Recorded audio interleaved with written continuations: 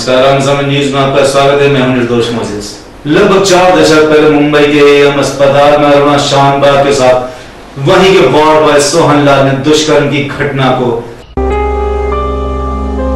4 दशक पहले जब मुंबई के केईएम अस्पताल में अरुणा शानबाग ने ट्रेनी नर्स के रूप में काम शुरू किया तो वो एक खुशहाल जिंदगी के सपने संजो रही थी। मरीजों की सेवा करने में उनका बचपन का सपना पूरा हुआ था, लेकिन उनकी खुशियां ज्यादा दिन तक नहीं रही। 27 नवंबर 1973 को अरुणा की जिंदगी तबाह हो गई। उनकी तय शादी टूट गई, यहाँ तक कि उनके रिश्तेदारों ने भी उनसे नाता तोड़ दिया। उनकी बाकी की जिंदगी अस्पताल के बिस्तर तक ही सिमट कर रह गई। आपको बता दें कि केईएम अस्पताल की डॉग रिसर्च लेबोरेटरी में काम करते हुए अरुणा ने पाया कि सोहन लाल नाम का एक वार्ड बॉय कुत्तों के लिए लाए जाने वाले मटन की चोरी करता था। वार्ड में उनकी सोहन लाल से कहासुनी हो गई, जिसकी शिकायत उन्होंने अस्पताल प्रशासन से की। इस बात से गुस्साए सोहन लाल ने अरुणा शानबाग पर जानलेवा हमला किया। कुत्ते बांधने की चेन से उन्हें गला घोंटकर मारने की कोशिश की। इस हाथापाई में अरुणा के दिमाग को ऑक्सीजन न मिल पाई, उनका पूरा शरीर सुन्न पड़ गया। इसके बाद सोहन लाल ने उनके साथ बलात्कार करने की कोशिश भी की और उसे मरा हुआ समझकर भाग निकला। सोहन लाल पर हत्या के प्रयास और बलात्कार का मुकदमा चला। बलात्कार का आरोप तो साबित नहीं हुआ, लेकिन हत्या के प्रयास में उसे 7 साल की जेल की सजा हुई। सजा काटकर वो दिल्ली चला गया। पिछले 42 वर्षों से केईएम की नर्सें अरुणा की सेवा कर रही थी। हादसे के बाद अरुणा के रिश्तेदारों ने भी उनसे नाता तोड़ दिया था। अस्पताल प्रबंधन का कहना है कि पिछले 42 सालों में उनका कोई भी रिश्तेदार न उनसे मिलने आया, न किसी ने कोई खबर ली। केईएम अस्पताल की नर्सों ने पिछले 4 दशक से अरुणा की सेवा की, उनका ख्याल भी रखा।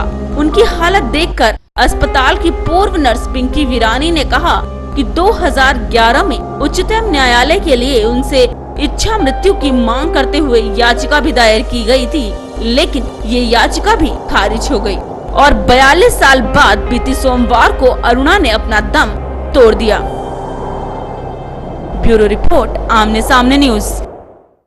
वहीं छत्तीसगढ़ के जिला कोरिया में मवेशियों से भरी एक ट्रक अनियंत्रित होकर पलट गई, जिससे कई मवेशियों को गंभीर चोटें भी आईं। वहीं 4 आरोपियों को पकड़ने में पुलिस ने सफलता हासिल की है। ये मामला है छत्तीसगढ़ के जिला कोरिया का, जहां देवधार से मवेशी तस्करों द्वारा सरजीपुर जिला से आकर कोरिया जिले में मवेशियों को ट्रक में भरकर 4 आरोपियों के सहयोग से दूसरे राज्य बड़े आसानी से ले जाया जा रहा था। ट्रक के पलट जाने से उनके मंसूबों में पानी फिर गया, जिस कारण भैंसों को ले जाने में नाकामयाब रहे गांव के लोगों को सहजता की वजह से पुलिस को तत्काल सूचना दी गई। पुलिस घटना स्थल पर पहुंचकर 3 मवेशी तस्करों को पकड़ने में कामयाब साबित हुई। मुख्य आरोपी पुलिस को चकमा देकर भागने में कामयाब हुआ। 3 आरोपियों में से 2 आरोपी यूपी और एक सरजूपुर का रहने वाला है। पुलिस के द्वारा 4 मवेशी तस्कर और उनके सहयोगियों को पकड़ा गया था, पर पुलिस ने 3 आरोपी को मीडिया के सामने पेश किया और एक को फरार घोषित कर दिया। मवेशी तस्करी का मामला कोरिया जिले में लगातार बढ़ता ही जा रहा है। पिछले 1 महीने में ये तीसरा मामला है। अब देखना यह है कि पुलिस इस पशु तस्करी को रोकने में कितनी कामयाब साबित होती है। ब्यूरो रिपोर्ट, आमने सामने न्यूज। रुकते हैं छोटे से ब्रेक के लिए, कहीं ना जाए, बने रहिए सिर्फ और सिर्फ आमने सामने न्यूज के साथ। पॉलिटिक्स, क्राइम, स्पोर्ट्स, अगर इन खबरों पे है आपकी बारीक नजर, आपकी आवाज भी कर सकती है असर। बढ़ाएं अपनी आवाज का दायरा, बने आमने सामने न्यूज का हिस्सा।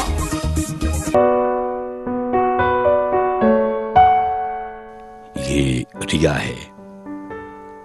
उत्तर प्रदेश की राजधानी लखनऊ में सपने के आशियां को बुनती रिया हमेशा की तरह अपने दफ्तर जाने के लिए रवाना होती है। रिया की आंखों में भी तरक्की के आसमान को छूने की ख्वाहिश है।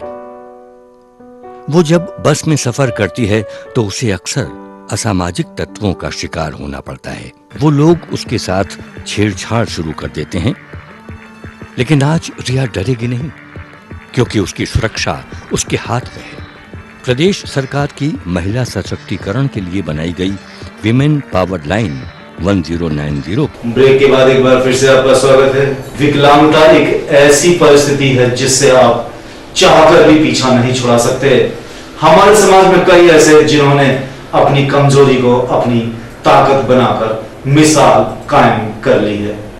Today let's open the windows of our hearts and peep outside to see little raindrops meet the glorious sun, a rainbow forming cheer, joy and great fun.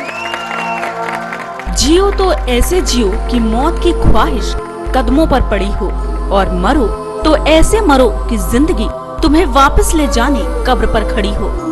विकलांगता एक ऐसी परिस्थिति जिससे आप चाहकर भी पीछा नहीं छुड़ा सकते।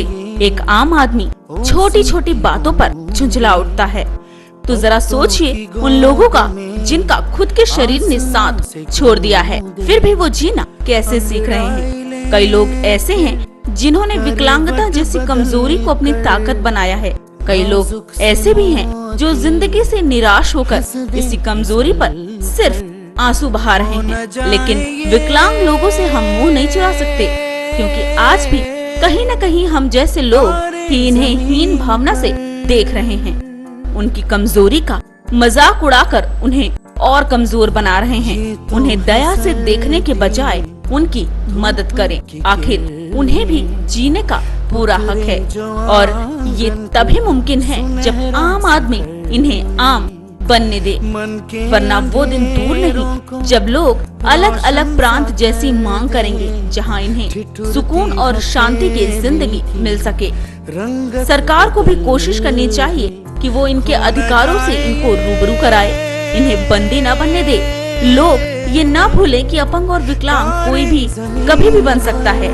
जिन घृणा भरी नजरों से हम इन्हें देखते हैं, उन्हीं नजरों में अगर खुद के किसी व्यक्तिगत आपातकाल का नजराना देख लें, तो विकलांगों के प्रति ये भावना अपने आप ही दूर हो जाएगी। जरा सोचिए हालात जहां आज के समय में खून के रिश्ते तक धोखा दे जाते हैं और अपना सहारा स्वयं बनना पड़ता है। ऐसे में अगर आपके खुद का शरीर ही साथ ना दे, तो इंसान किससे उम्मीद लगाएगा और कैसे जिएगा, किसके सहारे रहेगा। फिर भी अपनी अलग दुनिया बनाकर खुश रहना सीख लेते हैं। लोगों की हीनता से भरी नजर की आदत डाल लेते हैं। हालांकि सरकार ने इनके लिए कई योजना मुहैया कराई हैं, मगर क्या सिर्फ इतना ही इनके लिए काफी होगा? सबसे बड़ा सवाल ये उठता है कि विकलांग लोगों को बेसहारा और अछूत क्यों समझा जाता है? इनकी भी 2 आंखें हैं, 2 हाथ और 2 पैर हैं। अगर इनमें से कोई अंग अलग काम नहीं करता तो इनकी क्या गलती? ये तो नसीब का खेल है। इनकी आंखों का इस्तेमाल करके इन्हें सशक्त बनाया जा सकता है। वैसे ही अगर कोई देख नहीं सकता तो उसके सुनने की शक्ति को इतना मजबूत बनाए कि वो कानों से ही देखने लगे और नाक से महसूस कर ले। कोई अंग खराब है तो ऐसा पहनावा दें कि वो छिप जाए। इंसान पूरे आत्मविश्वास के साथ सिर उठाकर चल सके, क्योंकि उसे भी जीने का पूरा हक है। ब्यूरो रिपोर्ट, आमने सामने न्यूज। वहीं मध्य प्रदेश की नरसिंहपुर तहसील के गाडरवाला में शादी समारोह उस वक्त गम में तब्दील हो गया जब जश्न के दौरान एक महिला की गोली लगने से मौत हो गई। देखिए ये रिपोर्ट। नरसिंहपुर के गाडरवाड़ा में एक शादी की खुशी का माहौल उस वक्त गम में बदल गया जब गोली चलाकर जश्न मनाने के चक्कर में एक युवती को गोली लग गई और उसकी मौके पर ही मौत हो गई। वरमाला के दौरान बंदूक से फायरिंग करते हुए जश्न मनाया जा रहा था और गोली दूल्हे की एक रिश्तेदार युवती को लग गई, जिसने खुशियों के मंडप को मातम में बदल दिया। मृतक युवती का नाम आयुषी बताया जा रहा है। हादसे के बाद आयुषी को गाडरवाड़ा के शासकीय अस्पताल ले जाया गया, जहां डॉक्टरों ने उसे जिला अस्पताल रेफर कर दिया। घटना के काफी देर तक पुलिस का न आना लोगों के बीच चर्चा का विषय बना रहा। बताया जा रहा है कि अस्पताल प्रबंधन इस सारे मामले पर पर्दा डालता रहा। जिला अस्पताल पहुंचते ही डॉक्टरों ने आयुषी को मृत घोषित कर दिया। डॉक्टर ने बताया कि गोली चेहरे को भेदती हुई ब्रेन में पहुंचने से मासूम की मौत हुई है। सारे मामले को लेकर पुलिस की कार्य प्रणाली भी सवालों के घेरे में है। मामला हाई प्रोफाइल होने की वजह से पुलिस भी फिलहाल कुछ कहने से बच रही है। जांच के बाद ही मामला स्पष्ट होने की बात भी कही जा रही है। ब्यूरो रिपोर्ट, आमने सामने न्यूज। इस बुलेटिन में सिर्फ इतना ही। कल फिर मिलेंगे कुछ ताजा तरीन नई खबरों के साथ। तब तक मुझे यानी निर्दोष मोजेस को दीजिए इजाजत। नमस्कार।